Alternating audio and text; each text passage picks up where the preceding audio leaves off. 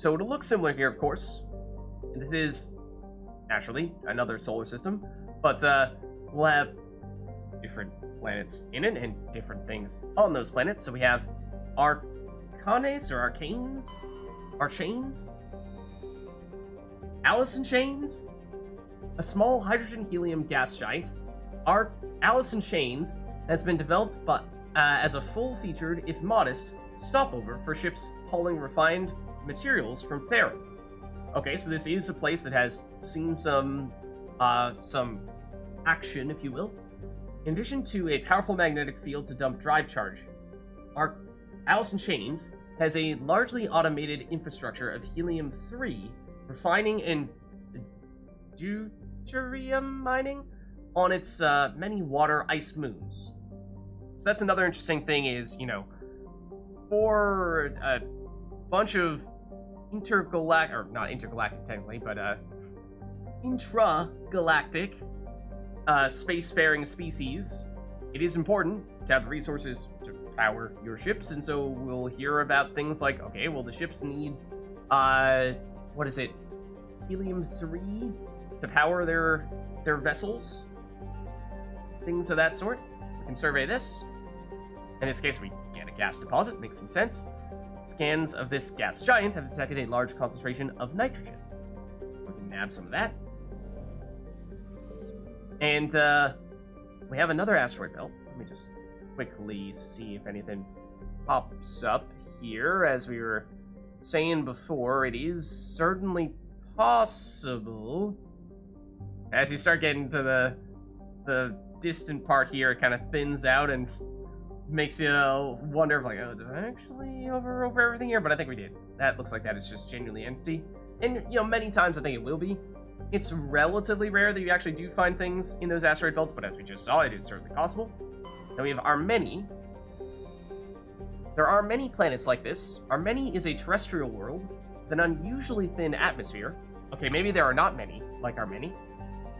Of krypton and xenon, noble gases.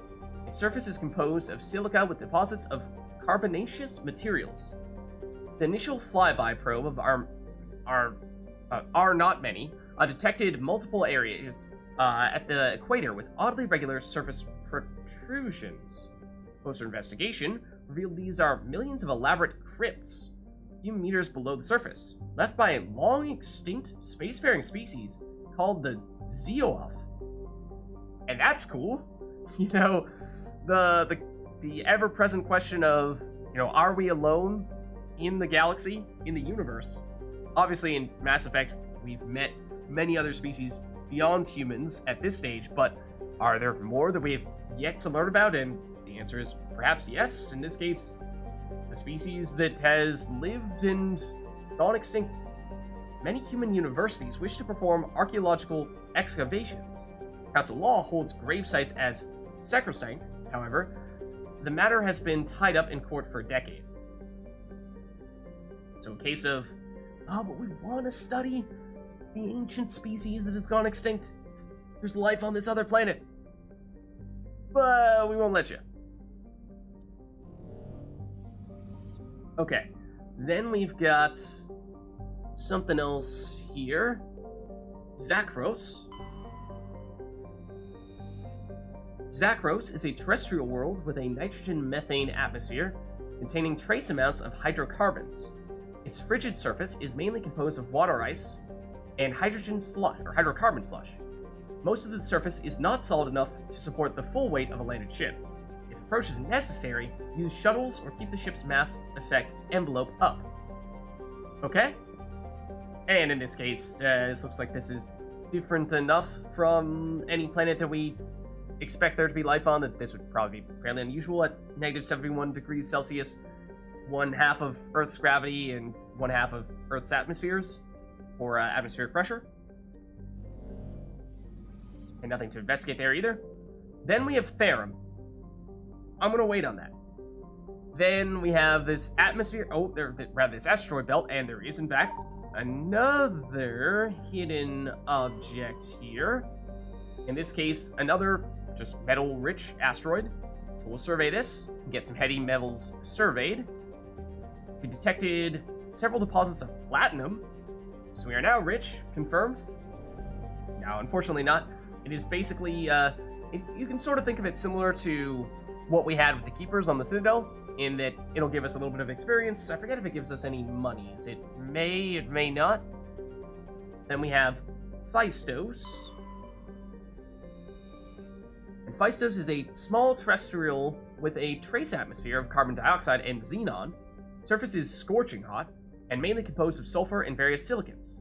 There's little of interest on this desolate world. I mean, it is 551 degrees Celsius, which is, yeah, pretty scorching hot. Pretty scorching hot. Okay, so before we actually go and check out that last planet, let's actually take a second here, and I just want to take a look at our journal, because like I was saying, there were some things that we learned about there that we will, well, learn more about here. So we learned about, or we picked up one Prothean data disk. So this is now a side quest, and the summary of it is, well, research on Prothean culture is focused on the discovery of ancient data disks. Remember, the beacon that we were trying to collect on Eden Prime was in fact a Prothean beacon. It's the old species that went extinct about 50,000 years ago that actually had technology that was more advanced than us, and so generally speaking, whenever we can find something that's from the Protheans, we're very interested, because it has the potential to advance our technology considerably. And that is actually, in the case of humans, how we learned about the technology that allows us to travel faster than light, and what set us up on the galactic stage. And so, we've just discovered one of the data disks, and we'll keep on searching, and we have one of 7. So basically, just means that as we're going about doing our thing, exploring the galaxy, every once in a while we'll come across one of these data disks. And like I said, we'll get a little bit of experience out of it. May get some credits out of it. I don't remember on that front. Similar story with the valuable minerals. We'll keep searching for more elements and minerals as we travel, survey any that we find. And so this is what we were seeing on some of those planets before, where we'll get things like gases, rare earth metals, heavy metals, and what have you. And I believe, in the case of the Prothean data disks, I think there is in fact, or there are in fact, specifically, and just 7 of those data disks. So, you know, you have to get them all to finish this quest. Whereas the minerals, I believe there are perhaps even, maybe considerably more is not a fair way to describe it, but there are, I believe, more than just 20 light metals, heavy metals, rare earths, and more than just 6 gases. So this one is, while still something that does take some effort to actually complete, it is, you know, you don't need to get absolutely all of them in order to achieve, or in order to actually finish this quest. Then we actually, I guess we didn't check out the quest we got from the consort. We spoke with her briefly on the Citadel. We are still supposed to speak with General Septimus? General is at Cora's den in the lower wards. Ask him to stop spreading rumors about the consort. Okay, so we'll definitely, I mean, Citadel is obviously an important place to be, so we'll be back there soon. Don't you worry. And then the missing Marines is the distress call that we were hearing from Joker before. Land on Edelis in the Sparta system of the Artemis Tau cluster and investigate the source of the distress call. So that's, again, where we were just exploring around the area on that previous system, and we heard word from Joker that there was some kind of distress call on that planet, and at some point we'll definitely want to stop down there and see what the fuss is all about. I think that may have been my first side quest in Mass Effect on my first playthrough, at least first side quest outside of the Citadel, because presumably I probably did some things on the Citadel while I was there, because that's kind of just the first place you end up. But at least after going out into the galaxy as a whole, I feel like that was my first quest. So maybe we'll do that on the early side for that reason, but then again, I will probably proceed to forget that. But anyways, those are, I believe, all the things that we were learning about there, and so our list of side quests will grow long and continue to get longer still, but that's part of what makes Mass Effect Mass Effect. There's tons of stuff for us to do here. So anyways, just wanted to take a minute there to show you what all that stuff was before we got carried away with other things. Because, Therum. Therum is a distant but rich industrial world claimed by the Human Systems Alliance. Its plentiful heavy metals have fueled the recent manufacturing boom on Earth. Core samples rich with the fossils of simple silicon-based organisms indicate Therum was more habitable in the past than it is at present.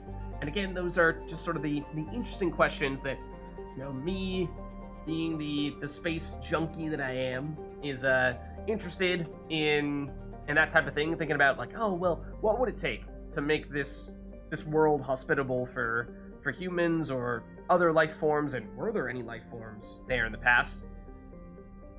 So, in this case, at least in the past, on Therum, perhaps it was a solid place for that stuff to happen, although there is currently some kind of establishment here.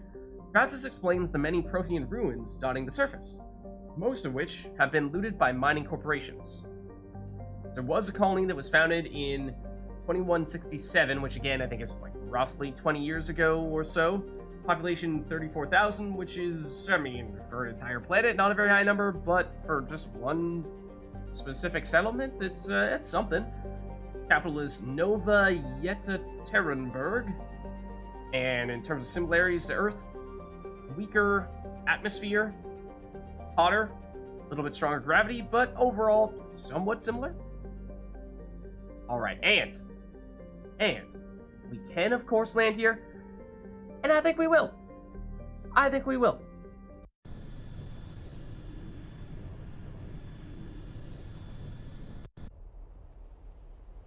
Okay, so this screen should look familiar.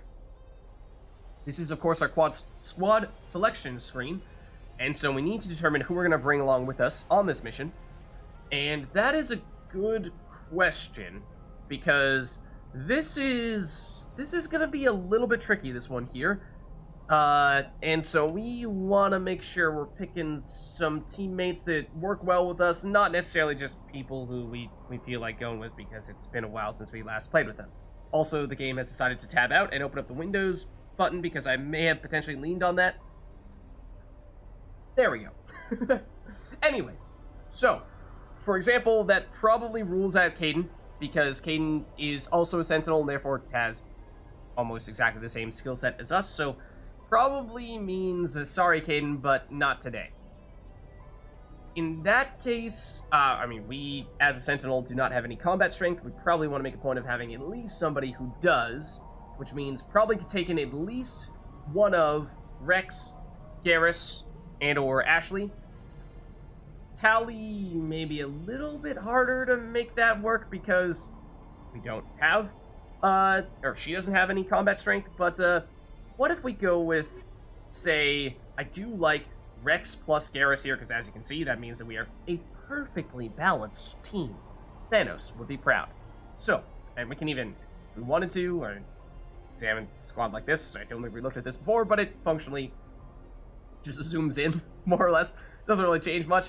But yeah, the blue bar is tech abilities, red bar is combat, and purple is biotics. And so if you have the bar full, that means that you are all out specialized in that category, whereas if you're half and half, it means that you are a hybrid class. And basically by picking this team, we are picking exclusively hybrid classes, but in doing so, balancing ourselves out, so I think that makes some sense. Let's go for it. Actually, hold on. I'm thinking from a plot standpoint. Is there any reason to pick specific people?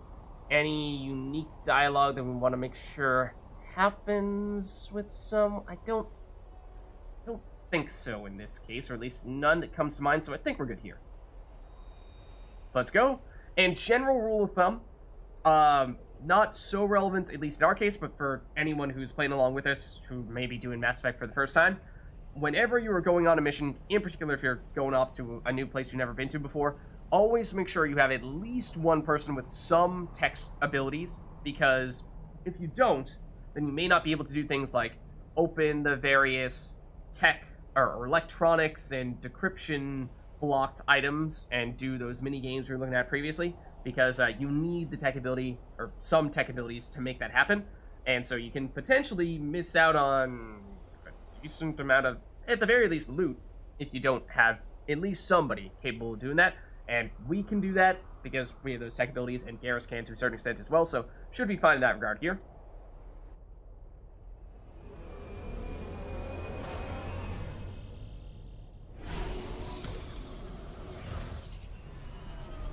Oh.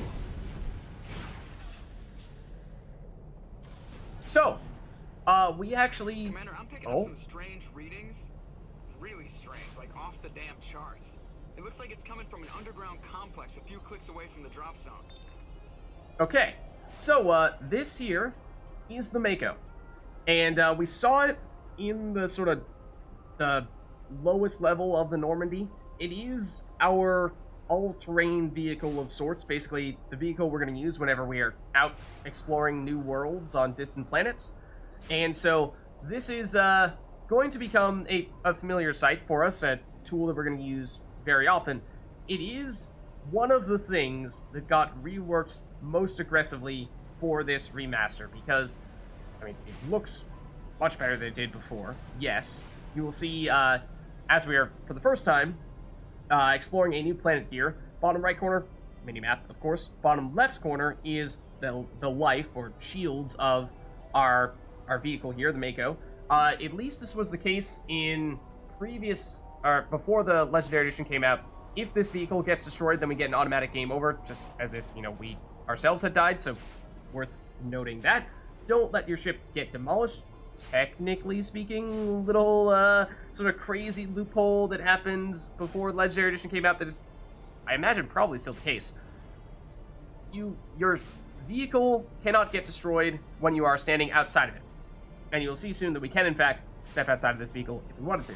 Which means you can actually deliberately step out of your vehicle if it's about to blow up, and then just proceed to finish the rest of the mission on foot. And if you step back in your vehicle, it might explode and then get destroyed, and you'd get a game over. But you can avoid that by completing the rest of the mission on foot. But anyways, I digress. Let's move on here. And the big thing that got reworked with the Mako is that it was very, very, what's the right word? It was controversial. It was, the controls, let's just say, were very chaotic. And, people were not really a fan of the Mako for that reason. Extremely difficult to control. It had 3 minds of its own. So, they did supposedly rework it for Legendary Edition and make it easier to control. And so, it can drive around like any other vehicle you might expect. It can also jump with this little jetpack. That's as high as we can go, though. That will help us traverse difficult terrain. And as you saw me do there, we do, in fact, have 2 weapons on it. We can either fire our big cannon like this, and we have more of an assault rifle approach. And so, at least for right now, the weapons on the Mako, are comparatively a fair bit stronger than anything we would have on foot. Although, over the course of the game, as we get stronger, you actually will eventually become more powerful than this Mako. So you can actually, there's reason to get out and fight on foot.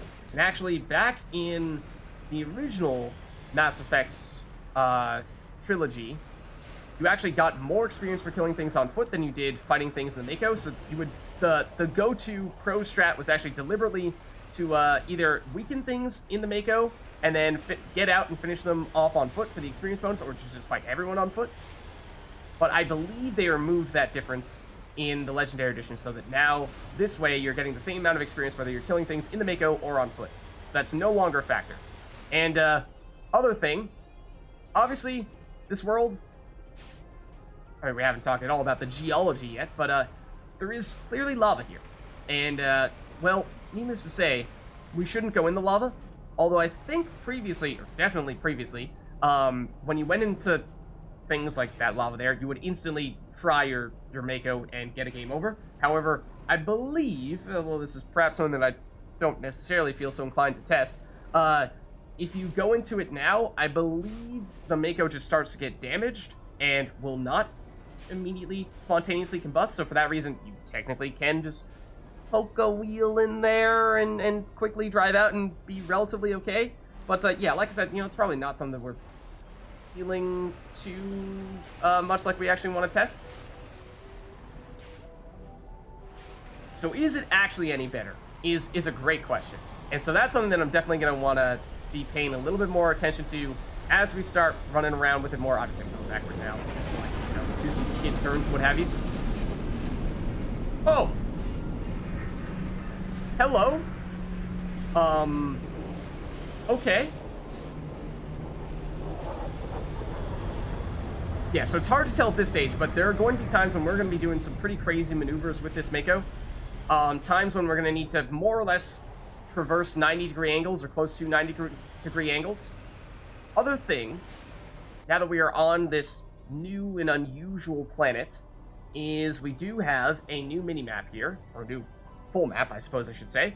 So we landed down here, and we've started to loop around, and we have a refinery here, and I suppose we'll just generally head in that direction, relatively linear here.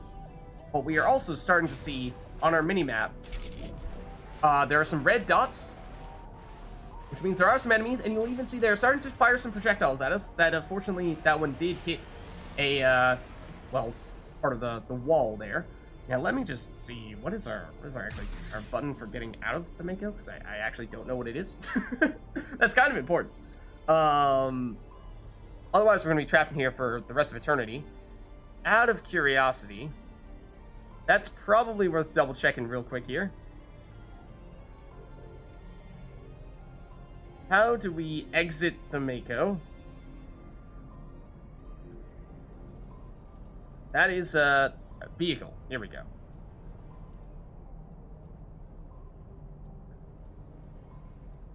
Exit vehicle. Q. Okay, there we go. So yeah, we can repair the Mako if it gets damaged.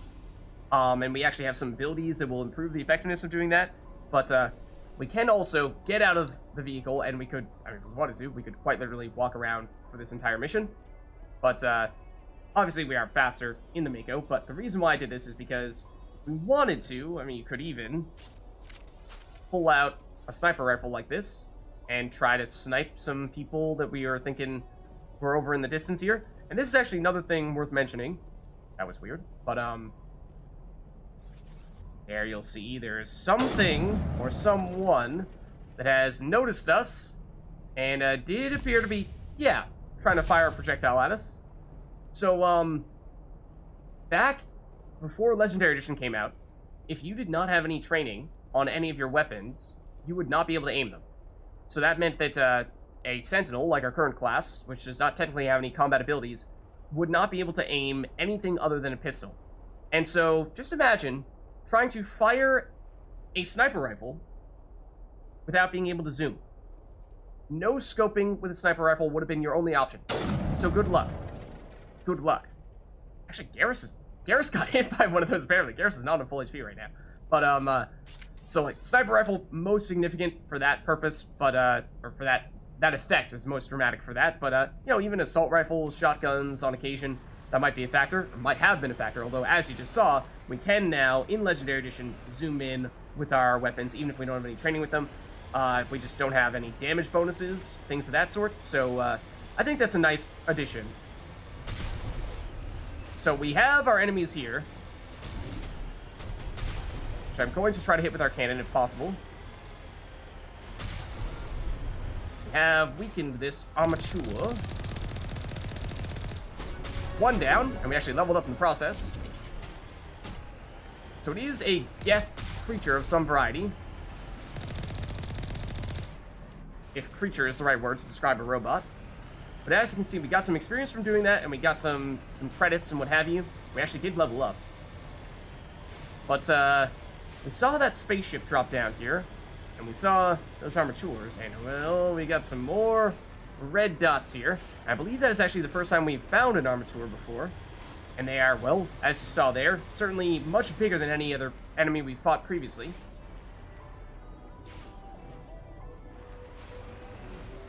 And here, hold on, we got some big red dots. So like what we can actually do is in some situations, now, I was joking about it a bit before, but actually going out with a sniper rifle for scouting purposes and just getting a better sense of what am I looking at here. Now, we saw the red dots, but do we know what kind of enemies we actually have here? And at least from this angle, hard to tell. But let's take a moment here to upgrade our characters, because I think some characters might have more than just the level we picked up to spend some points from. But at least in our case for Shepard, we have 2 points. And, one more throw would give us advanced throw. I'm not super attached to throw.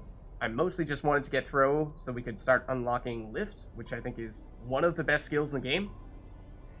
So that'll definitely be helpful, although being 1 point away from advanced overload is helpful as well, because as you saw at the beginning there, can use electronic skill on average objects, whereas previously we were only able to do it on easy objects. And so that means we'll be able to unlock more things, and just quality of life wise, and making it so that we can have access to as many things as possible. That is definitely a nice thing to be able to do. I think it also, in addition to giving us stronger overload, normally the electronic skill gives us additional shields, yeah, but I think in this case it's only the overload, because, you know, can't give you all that stuff from one skill point. So let's take this. And other than that, let's see. We're getting close to Master Sabotage. Might be worth just pushing, getting to that, and then, you know, well, I do want to try to get Lift Strong soon, but I think we're close to some key breaking points for other skills, and I think it's worth probably doing this here. And so that's it for Shepard, but yeah, we have 8 points for Garrus. We have lots of stuff to do for him. And this is another thing that you had the potential to change between Mass Effect, the original trilogy, and Legendary Edition. You saw at the very beginning of the game, we had the choice of either going with the classic option, which gives you up to, or normally it would be 50, you can go up to level 50 on your first playthrough, and then once you complete your first playthrough, you could go to level 60 on your second playthrough, and that of course means you'd have more skill points that you can take, but by having 50 levels and multiple skill points per level means that there's a lot of skills you can take, and some people were making the case that, well, that feels like that's, you know, a little bit overwhelming. Feels like individual skills not that impactful, so maybe better to condense things and make each individual skill mean more. And so that was the alternative option that we did not end up taking, that we could have done at the beginning. I don't know if you can change mid-playthrough. It's possible that that is something you could do. We haven't really checked, but at least, you know, I like the original one. Like I said, I am a fan of having that ability to fine-tune things exactly how we'd like. So, let's see. For Garrus, at the moment he's very much our assault rifle specialist. However, Erdnot Rex actually does also have access to training his assault rifle capabilities, so thinking we probably want to get to assassination as soon as possible, because this is the special sniper rifle ability that basically just gives a huge damage bonus. The next shot will inflict damage equal to 200% of weapon DPS. So this is like the one shot, one kill skill. Thanks for stopping by, Crafty. Have a good night. So yeah, I think we take assassination here, for sure. And then what else are we gonna prioritize? I think we were saying maybe getting up to medium armor could be helpful. Can't get up to, there's no way for him to get heavy armor. I don't think that exists even for Turians here. So, I mean, defensively that would be useful, I think, to get up there. And then Decryption, eventually if we go down this route, could unlock Damping. Let's see, Decryption gives Sabotage, and we were just talking about how our character has decent Sabotage abilities. That may not be terribly necessary for Garrus. I'm thinking, given how we lack the more direct weapon-based skills, we probably prioritize that a little bit more on our teammates, so that they can cover for our weaknesses. Let's go with, let's see, we have 7 more points. Let's take Advanced Overload, or rather, Advanced Overkill, and we've certainly at least some points remaining here for additional tactical armor. We can unlock Assault Training, which is this one down here now, after taking that, which gives us generic weapon and melee damage. But mostly just trying to see if we can get ourselves up here where we can start using medium armor. I'm not necessarily sure we have right now, but just generally making Garrus a little bit tankier. And advanced shield boost to restore shield. I mean, for 1 point, why not? Not sure it's necessarily going to be a huge difference maker here. I think for the most part, Garrus's role is going to be, he is going to be one of our highest damage characters, if not our highest damaging character. So, you know, we want to make it so he's tanky enough to survive, but also he certainly has the capability of packing a punch. So that's probably what our focus should be here, and that comes in part from assault training. But maybe we start putting in more points in sniper rifles, because that is one thing that, with our current party, he is the only one who has that capability to advance his sniper rifle capabilities. Rex does have some combat abilities, but it's only with assault rifles and with shotguns. So no sniper rifles for him. He is in many ways sort of our close-range specialist, whereas Garrus is our long-range specialist. So for you, and again, we could get 1 point for advanced shield boost, which might be nice to have. Alternatively, I think we're looking at immunity and saying that is really nice to level that up a bunch to give him such a big damage reduction buff.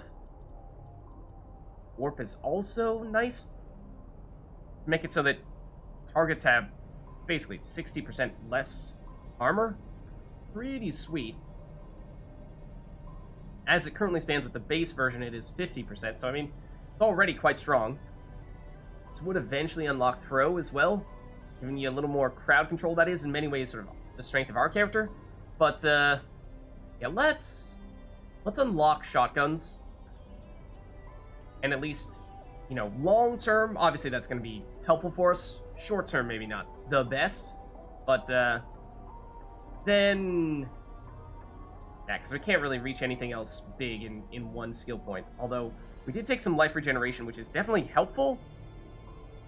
Although the first one gave us 3, whereas this one just makes that an incremental 0.5 per second, so maybe that's not a huge deal. Yeah, let's just get closer to getting one of these other big things. Yeah, I guess we'll throw on advanced shield boost again. Not super exciting, but I think for 1 point it's at least good value. And that should be everything here. Everyone is now all leveled up. So that's good stuff. Then if we check our equipment, yeah, we did get some stuff from taking out those armatures, including some armor plating upgrades and heat sinks. Let's take all that, and I think well, we shouldn't be looking at our assault rifle. For the most part, we're going to be using our pistol here. Let's make sure we have relevant stuff equipped right now, because armor-piercing rounds make sense, because that deals extra damage against synthetics, namely Geth, and everything we've seen thus far has been Geth, so that probably works well for us. Combat Scanner will give us the ability to, well, see where enemies are. That's also fairly helpful. Then, although not directly increasing our capabilities with our damage or what have you.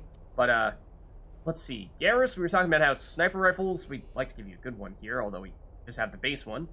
We can give you chemical rounds, which will give you toxic damage, and also damage per second for 5 seconds. I'm not sure a sniper rifle is really the best place to be putting that. Alternatively, for the actual weapon itself, we can give you weapon stability, which is more or less like accuracy. Does make sense for an assault rifle, although to tell you the truth, I actually don't remember to what extent the AI, as Garrus is being controlled by the AI, needs this. How much does that actually help the computer aim? Do they need it? Or are they just inherently perfect? Not sure. We might want to save this for ourselves for that reason. So I'm not sure we really have any great options for you here, Garrus. See, for assault rifles, this is the other weapon that you are potentially skilled at using.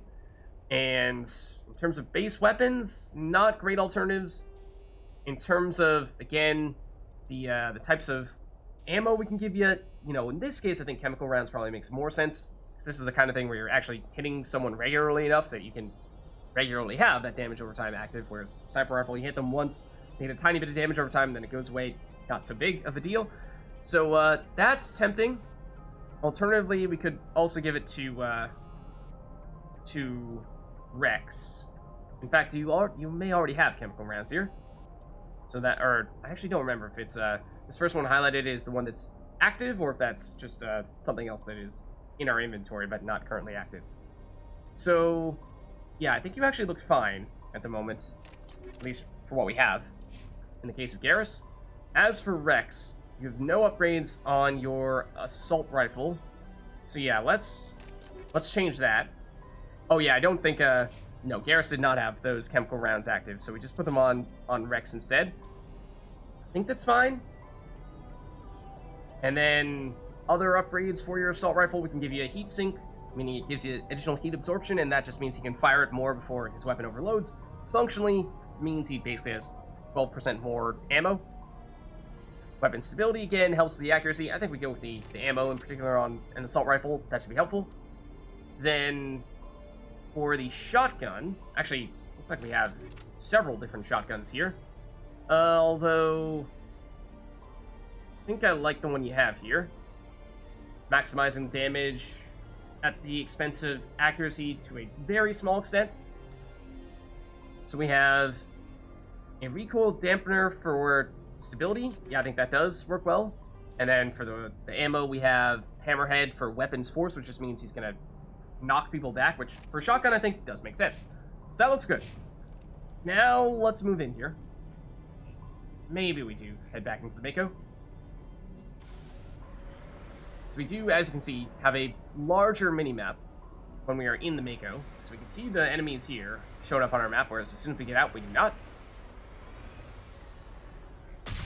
Well, I can tell you that those are, in fact, some of the enemies right there. They look tiny right now, but these things right there are, in fact, turrets that are going to try to shoot rockets at us. Unfortunately, are hitting this little ledge. So I'm going to take this opportunity to try to snipe them. It's that little speck right there. And one down. And I think there's another. There we go, 2 down. And I think there's one more, although it's hard to see from here. Perhaps not. But so those are actually some of the... Punches a knapsack in the mouth. We should sneak around and pull its tail. That was a rocket. So that is Rex saying, hey, clearly they're pretty heavily armored here, or pretty heavily defended from this angle, although we have now destroyed 3 of their turrets. And so we should perhaps look for another way around to avoid such direct confrontation. So if we look at our mini-map here, or actually our full map, we'll see we can go straight ahead, which is the direction we were just looking at, or there's this little area off to the side, which we can perhaps use to approach from a more optimal angle. Although, to be honest, we may have more or less gotten rid of the primary threat. We go this way. Let's see. What do we have here? Oh, that's one of the turrets. There you can see, get heavy turret. It is, well, more apparent there when we're this close, but down it goes. So yeah, those are some of the stronger enemies. I mean, we have a lot of firepower with the Mako, so for that reason, we're getting rid of them, in that case, I think just 2 shots. But, it is, not always that straightforward, and there are more enemies outside there. So, in fact, just normal get. If we do this, that's an explosive container. But we see that guy, which we may or may not have hit because, although we can zoom in with this sniper rifle, remember we have 0 training with it. So our accuracy is not so great, and we may not actually be hitting where the reticle is pointing. But we can either go in and try to, blow them up. Or do you think that probably was a waste to blow up the explosive container there? We can go in with the Mako, or we can go in with on foot. And again, previously it would have made sense for us to go in on foot because we actually would have gotten more experience. Although this time we can kind of just demolish people with our heavy cannons. And again, you can see the bottom left corner is the state of the Mako from a health standpoint. So we have a shield bar, which is now refilling after we didn't take damage for a little while. And we have the health bar, which does not refill over time, at least not without us actively repairing. Okay, we are still seeing several red dots here, which would suggest there are still more enemies here somewhere. That sounded like one of the turrets. So I'm not seeing... Oh, there you are. There you were. Okay. There's another one down, and we might just get out on foot here, and they see something. Oh, well, that. We should probably not be on a sniper rifle right now. And also, I did not mean to do that. Oh, one moment, please. We cannot get out of the Mako while we are doing that. There we go. Okay, I would like to switch over to a different weapon, perhaps. Preferably one that we are trained on. That is the shotgun. We are not trained on the shotgun. Oh, that is Garrus. For a second, I thought that was an enemy. It is the pistol. We can do this more easily. Okay. One other thing I was thinking of is, quite honestly, so targets are down here, but I was thinking, this is just a little too easy at the moment. By the looks of things now, of course, it's early days, but just feels like we could amp up the difficulty a little bit, and this may backfire on us a bit, but we're gonna try it out.